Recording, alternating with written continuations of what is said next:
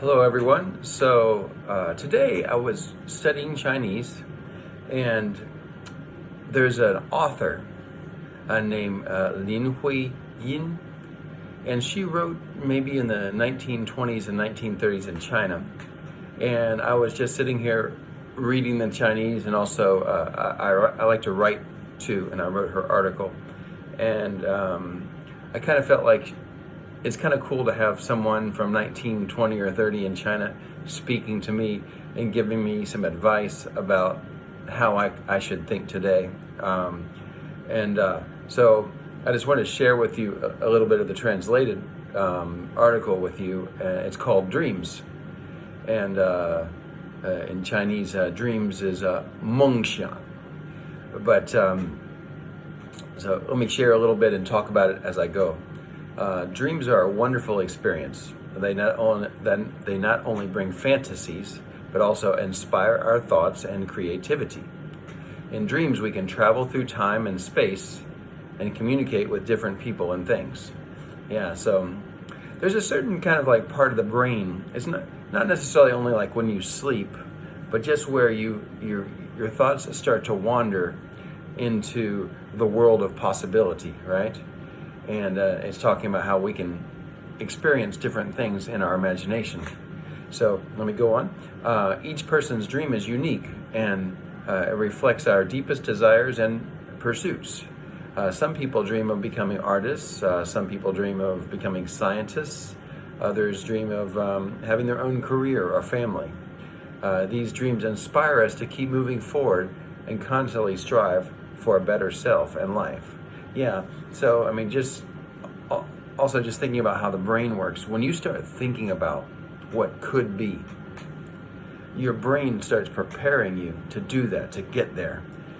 And when you're stuck with this tinnitus problem and anxiety and stuff, you get taken off of that rail that's going forward, that you were riding that train, and then suddenly you find yourself off the tracks and you can't seem to get back on.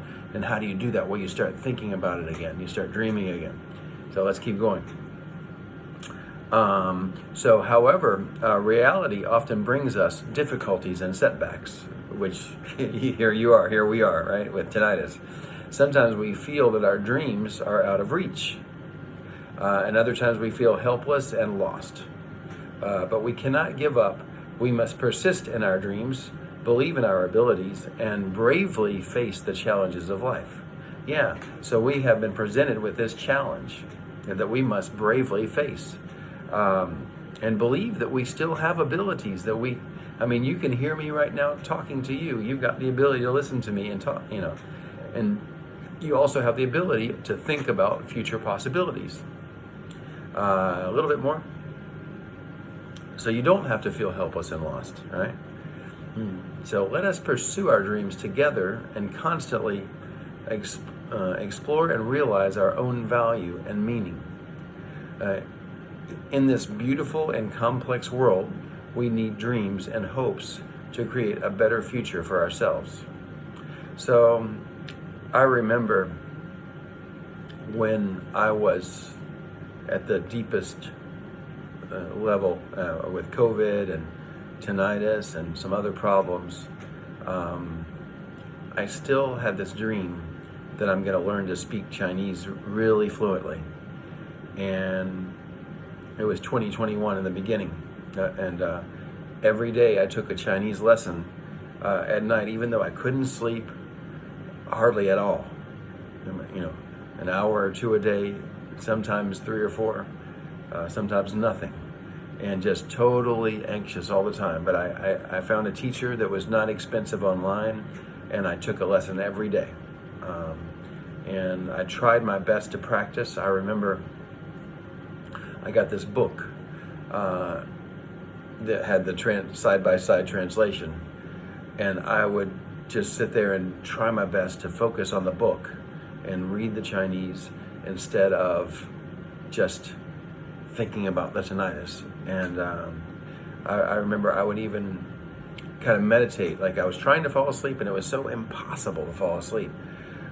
And I would try to first memorize something in Chinese and then try to close my eyes and see if I could repeat it to myself, repeat the Chinese to myself as a sort of a little mental method to remove myself from these thoughts of tinnitus and put myself on the Chinese. And I thought about how one day I'm going to go to China and I'm going to speak in Chinese fluently to people. And I still haven't been to China, but I do have a lot of Chinese friends now, and I will go to China. But yesterday, like, I spoke with a man that's 25. He's from China. He doesn't speak any English, and we sat there and talked for about 45 minutes. And I have a lot of experiences like that. But I still, like, even though in the depths of my tinnitus and COVID and anxiety, I kept dreaming a little bit that I'm gonna do the Chinese one day, you know. And I'm still getting there, but I've arrived in a pretty good place with my Chinese. And but just getting back to this author, her name again is Lin Huiyin, LinHuiyin, and she just talks about how important it is for us to dream. And just from like a psychology standpoint, you know, it's like as we think about something that could happen in the future, our brain starts preparing for that. And as our brain prepares for that, it starts to create a different mental configuration. The computer starts getting set up a little bit differently. And as it gets set up differently, it can take us away from that horrible anxiety and always thinking about tinnitus. It may take some time to get the programming set up again. But that's why you can't let go of your dreams. You've got to keep thinking about what could be, something that you could do in the future that would give you a sense of significance.